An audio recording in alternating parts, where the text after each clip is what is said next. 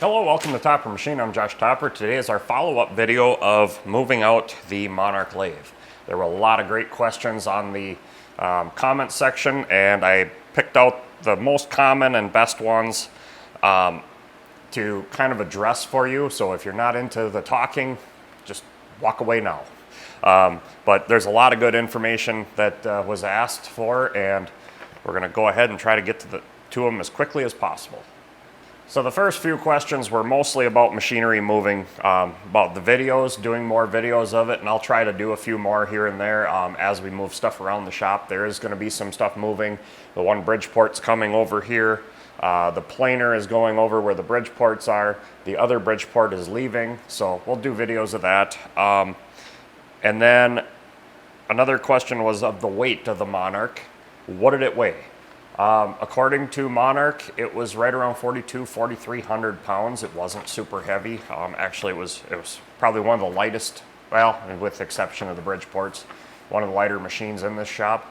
My heaviest machine is right around 37,000 pounds, and we moved it with a different set of skates, but very similar to those Hillmans. Those are a 25-ton set.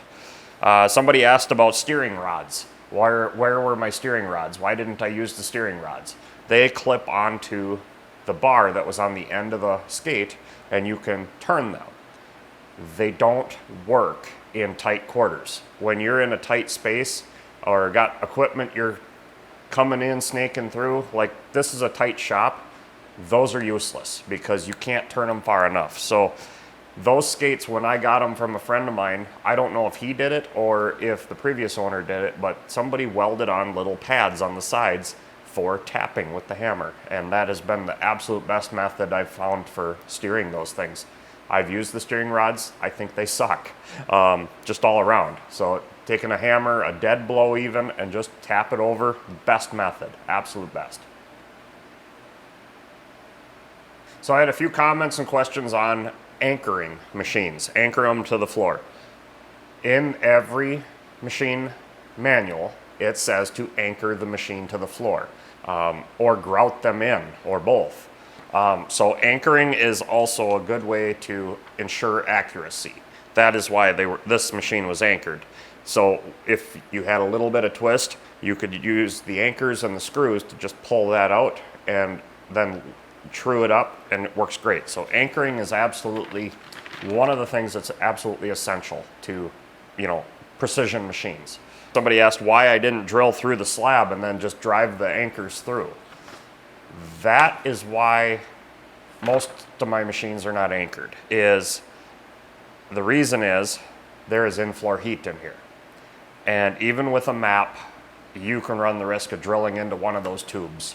So I only drill down about 4.5 inches, and that ensures that I'm not hitting the tubes that are down there 6 inches in case they let up as concrete was poured, whatever. So I only go down 4.5 inches to a bottom and then drive the anchors in. So I wish I could get down further for some of this equipment, and that's why I haven't anchored some machines, and that's why I didn't just drive the anchor through, is you don't want to drill into that tubing, because once you do, your heat's done. You can disconnect that tube, but then you lose all that capacity. So I love my in-floor heat, and I'll never be without it. So I'm just doing everything I can to protect it. So a few people asked about reversing a Monarch. The manual states do not reverse them because it'll do internal damage to the drive dogs, or drive clutches they call them. They are a dog assembly. They are tapered. So when you reverse them, the taper pulls back, and it'll wear significantly. When I bought this lathe, I went through the headstock to ensure that it wasn't damaged. It had some damage, but nothing like some of the other ones I've seen. The 18-inch Monarch over here is immaculate. I've never seen a Monarch that good because there was never a reverse switch on it. Somebody said that theirs has a factory reverse switch. I highly doubt that. I'm thinking that was upgraded at some point, or downgraded, in my opinion, to cause more damage. But they are not designed to be reversed. Those gearhead Monarchs are a one-direction machine. So it's the way Monarch had designed it, it's for speed shifting, the dog's in there. But yeah, when you reverse it, it'll do a lot of damage over time. So be very mindful of that. If you're looking at buying a Monarch, open up that headstock and take a look, because you'll see it right away. If there's any of those dogs are rolled over or any of that, the shift linkages, check all that out for, you know, engagement of those dogs. That's where you see the damage. Now, we had a few comments about the crying at the end of the video, and I did that as a funny, really as a funny. As far as seller's remorse and letting go, once the decision was made, it was a super easy decision, and I've actually been letting go of a lot of stuff lately in my life. Just trying to simplify, get rid of, cut back on the excess, the things taking up my time that aren't worthwhile. I've gotten rid of a lot of my smaller hobbies and projects and things like that. You know, my wife and I are spending more time traveling, enjoying life, doing things like that. So, you know, the older we get, and we're in our early 40s, we're watching our friends and family around us passing away, getting sick, not being able to do what they enjoy. So we're just trying to do more of what we want to do and enjoy life, and just getting rid of the clutter.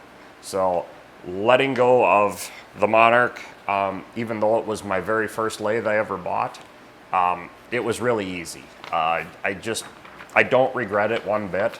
It was a good business decision. It's going to free up some space here in the shop. It's going to help with workflow. It's just going to be an all-around better situation for me. So that's the big thing. Just looking at the big picture.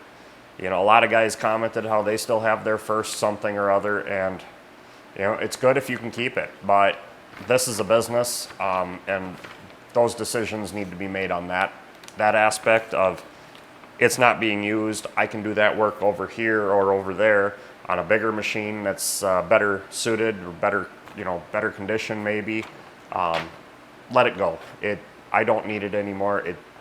I really felt good about it. When I loaded it on their trailer and they headed out the driveway, it was like, that was a relief. Absolutely a relief. It's over, it's done. Now there's this space here on the floor to, you know, make some moves and changes in the shop here. Now, there were several comments about the one customer of mine that closed up, and how, you know, they hope I can survive. Nobody realized how depressed this region was, things like that. You know, when I did that video, when I did move the Monarch out, I had only known about 3 mills closing. These were lumber mills, sawmills, veneer, things like that. It was a larger company. They had, I think it was 7 locations in the upper Midwest here, and all of it is gone. All of it is closed. The bank is in possession. They are working to sell it, sell the assets off. The one that I worked with the closest and most, I've been in contact with the plant manager down there quite a bit. We talk frequently. We've become good friends, him and their lead maintenance guy. We've become pretty close friends over the years, and we talk quite a bit, and they're still working with the bank and working with potential buyers. So they're trying to get the place sold and to get it running again. If that doesn't happen, then they're going to liquidate it.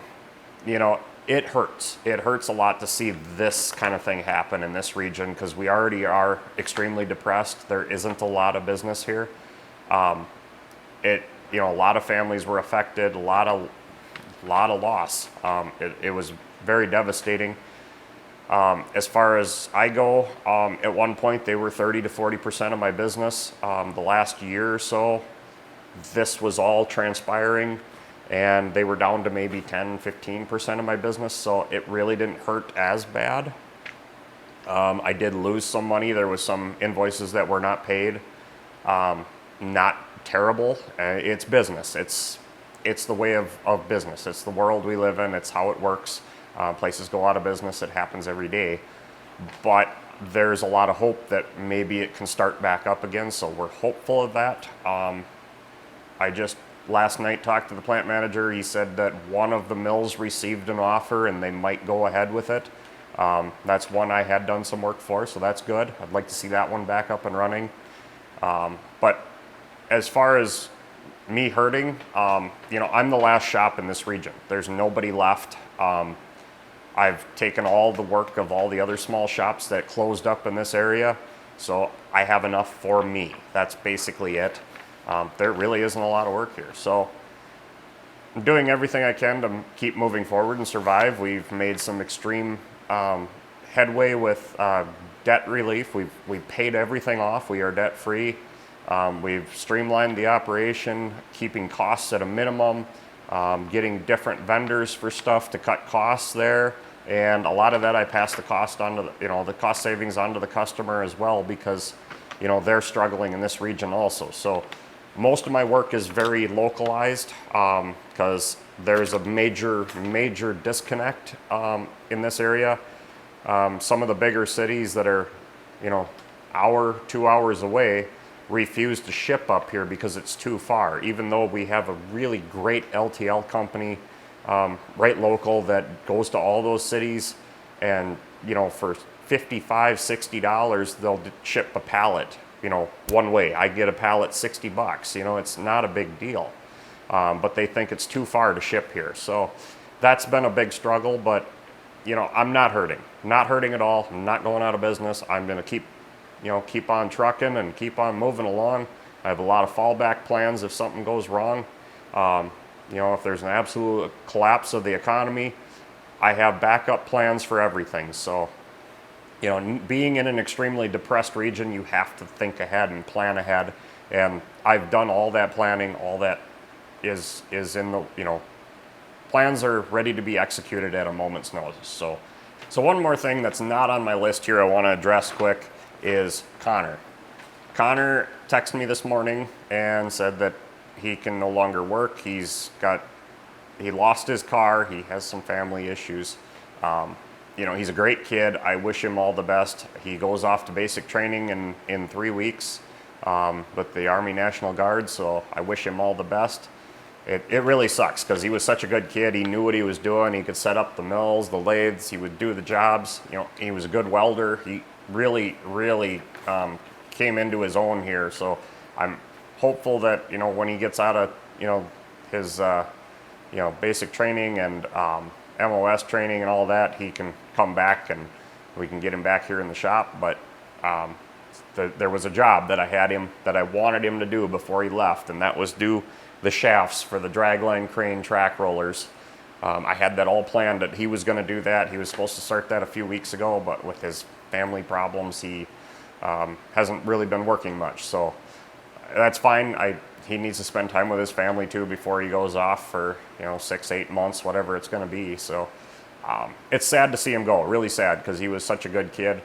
We do have a new kid starting, Vincent. He is only working a few hours a night, so we got him just starting on stuff, a little cleanup, learning the machines, and we're going to start working him in just like we did with Connor, and teaching him the ropes, and hopefully get him to the point that he can really just, you know, give him a print and go to work just like Connor was. So you know, it's unfortunate, but I'm happy for the next chapter of his life, and looking forward to working with the next kid through the youth apprenticeship program. So I hope you enjoyed the video. I hope that answered a lot of the questions, made a lot of sense to you guys. And with that, stay tuned until Saturday. We'll have another video out, be back to machining. And please like, subscribe, and share the videos and the channel and help us grow. And until next time, get out in your shop and get it done right the first time.